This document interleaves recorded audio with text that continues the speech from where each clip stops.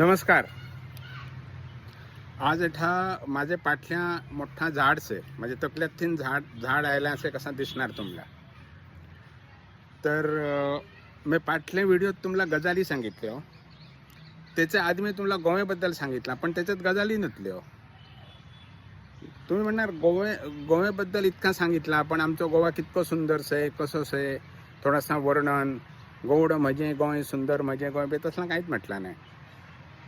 गोड म्हणजे गोय, सुंदर म्हणजे गोय ही कोणाची तरी आधीची कविताच आहे, जी आम्ही दिल्लीत गोंयकारांचो एकवट म्हणी एक संस्था कशी झाली त्याच्या कार्यक्रमात आम्ही सुरुवातीला ते म्हणत चलो. तर मुख्य म्हणजे त्याचं कारण असं की मी गोव्याबद्दल सांगितला आधी जा सांगितलं आधीचे व्हिडिओ त्यात असा सगळा वृक्ष म्हणजे नकाशा दाखवलं आणि किंवा दाखवला.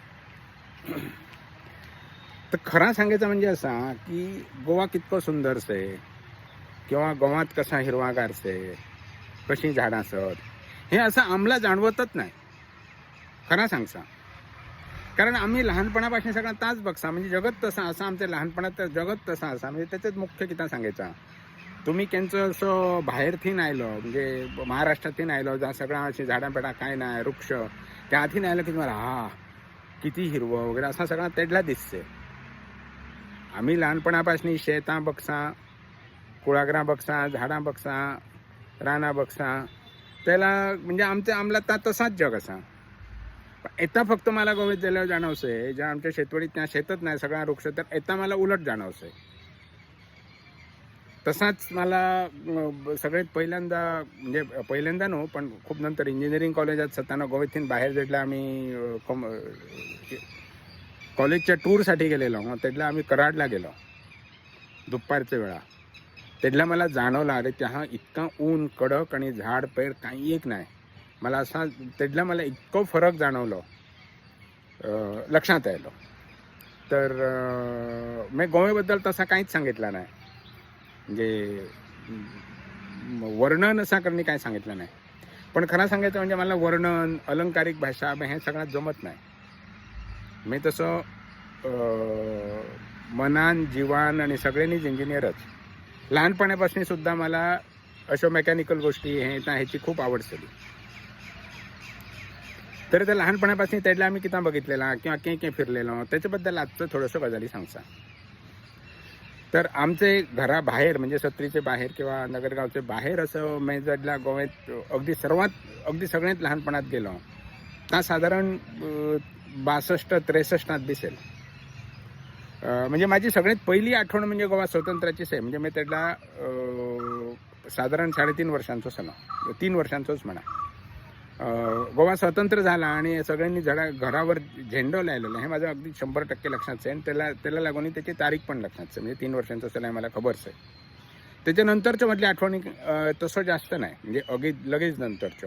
कारण ती एक असा खूप वेगळा सरा म्हणजे त्या लक्षात उरला. पण त्याच्यानंतर बाहेर गोवे म्हणजे आमच्या बाहेर गेलेलो म्हणजे की त्याला तर ट्रिप पिकनिक. तर अगदी लहानपणात मी शाळेत सुद्धा जायच्या आधी 2 सहलींना गेलेलो. त्याच्या वेळेला मला थोडी दुसरीकडनं बघितलेली आठवण आहे त्याप्रमाणे मी सांगसा. एक सहल म्हणजे महिला मंडळाची सहल. गोवा स्वतंत्र झाल्यानंतर लगेच महिला मंडळ तेडाच्या बायलांना कितीतरी शिकवायचा शिवणकाम शिकवायचं असं खूप बरे हे सुरू केलेले कार्यक्रम सरकारात.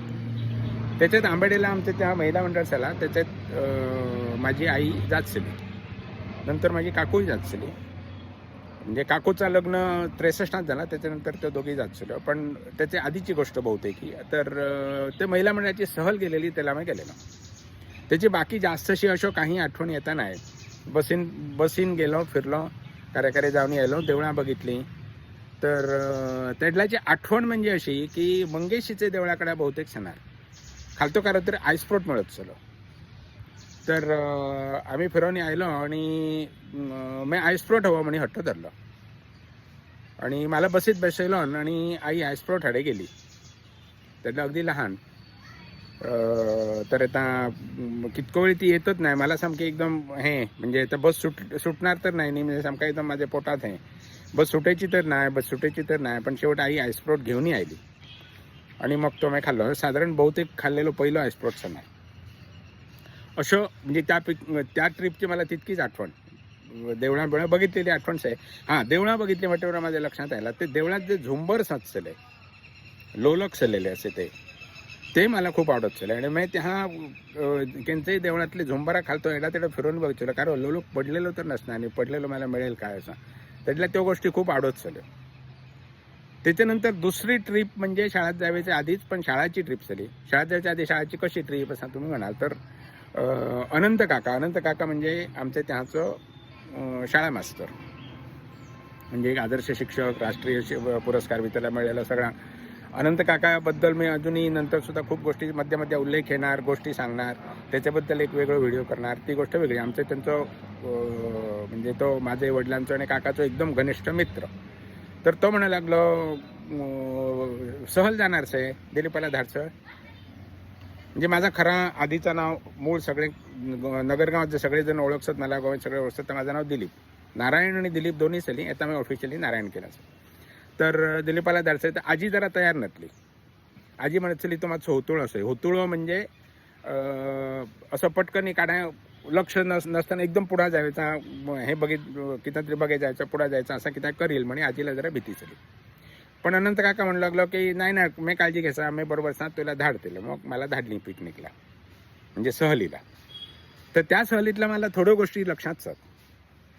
आता सगळ्यात पहिल्यांदा म्हणजे त्या सहलीत जाताना म्हणजे त्या वाटानं आम्ही वास्कोला गेलेलो. वास्कोचे बंदरात जाऊन आम्ही बोट बी बघितली, पण जाताना वाटात आणि ती गोष्ट आम्हाला खूपदा दिसत चली. तर पाळ्या आमच्या त्यातून जाताना पाळ्याला ते वेल्ल्या केबल कार्स चलो, म्हणजे मायनिंगचा चौगुलेच्या मायनी वेल्ल्या माइन एक्सपोर्ट करण्यासाठी नदीकडे जात चला, त्याच्यासाठी केबल कार चलो.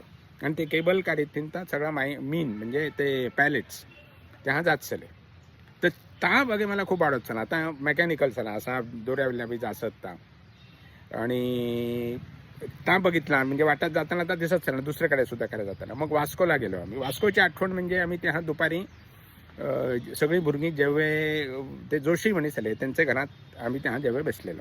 तर त्यांच्या घरात पाठल्या वाटाने एक मोठी विहीर चली, त्याला असं तो रहाट गाडगावी चला, म्हणजे ते आम्ही पहिल्यांदाच बघितलेलं. तर रहाट माणसं तो पहिल्यांदा बघितलेलं. आमच्या त्याला विहिरीला साधी गाडी सचली, एक फक्त चक्र. तर रहाट मी तेव्हा पहिल्यांदा बघितलेलं. आणि त्याच्याशिवाय त्यांचा घर जे असला त्यातून असं खालतो असं उतारसं असलं आणि परत चढावसं, आणि त्यातून रेल्वे जात चली. रेल्वे लाईनला साधारण लागूनच त्यांचा करा तरी घर चला, म्हणजे अजूनही ते सत्य. हां, त्यांचे नंतर त्यांचे पुढच्या पिढ्याची ओळखी झालेच होत माझ्या. तर ती रेल्वे तेव्हा बघितली जाताना. त्याच्यानंतर आम्ही त्याहातीन बंदरात गेलो, म्हणजे बंदर बघे. आणि आम्ही महत्त्वाचं म्हणजे इतकी लहान बुरगी त्यातल्या बोट बघे गेली. त्यातल्या तरी मेनाची एक्सपोर्टची बोट चली भीतर गेली सगळी, म्हणजे त्यांनी अलाव केली. आम्ही सगळी गेली आणि थोडासा डेंजरस चला. त्या बोटीत अगदी वरते असे जिने बिने चढवणे आम्ही सामखे बरी वरतेपर्यंत गेलो सगळं बरोबर करणे सगळी बुरगी, आणि परत खालती आलो. म्हणजे त्यातून पडण्याची शक्यता सली नंतर माझ्या लक्षात आला. त्याच्याशिवाय आणि त्या ह्याच्यातला म्हणजे त्या पिकनिकला मला आणि काय आठवत नाही. मग त्याच्याशिवाय आम्ही जात चलो मुळगावला, आंबेशीला. त्याच्यानंतर माझ्या काकूचं लग्न झाला, त्याचा माहेर म्हापसे झाला. त्याच्यानंतर मग 63च्या नंतर लहानपणात म्हापसे जाऊ लागलो. म्हापसे तसा बरा चला, म्हणजे त्यांचा घर ॲक्च्युली बस स्टँडाचे लागीच चला. त्या एक बस स्टँडला लागून अशी छोटीशी लहानशी अशी चौकोनी बाग चली, म्हणजे अशी मुद्दाम केलेली अशी चौकोनी केलेली बाग मी पहिल्यांदा म्हापसाचीच बघितली. म्हणजे माझं अगदी लहानपणात बघितलेल्या गोव्याचं वेगवेगळे ठिकाणच्या गोव्याचं आहे म्हणजे हे असा. आता मी तुम्हाला त्या ह्याची गोष्ट सांगितली, रोपवेची गोष्ट सांगितली, ज्या 3 महिने जात चला. त्याच्यानंतर म्हणजे अगदी लहानपणात नव्हतं. त्याच्यानंतर मी 8वीत असताना मला एकदा एक लॉटरी लागली.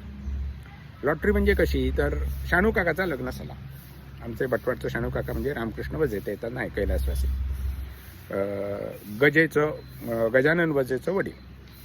त्याचा लग्न झाला आणि त्याला धेडो म्हणे त्यांना हवं झालं. तर मला धेडो म्हणे बोलायली आणि माझी शाळा झाली खरी केली. पण त्याच्यासाठी मग मला सुट्टी घेऊन चल म्हटलं. मग मी लिहून बिवून दिला त्यातला. 8वीत चालू मी शाळात लिहून बिवून द्यायचा लागत चला त्यातला. आणि तेव्हा मला लॉटरी किती लागली, तर त्यांचा म्हणजे शानू काकाच्या सासूरवाडी जी मावडा हा कोठंबीला, म्हणजे पाळ्यातीन असं पुढा जाऊन उजव्या बाजूला जाऊन करा तरी खालता असं नदीला लागून कोठंबीच आहे. तर त्या मला लॉटरी कित्या लागली तर ह्यो ज्यो सगळ्यो रोपवेच्यो कायली जातसल्यो, कायली म्हणत चले त्यांना आता आनी कितें तरी म्हणत चले माझ्या लक्षात नाही, त्यो खरो म्हणजे त्या कोठंबीलाच जातसल्यो.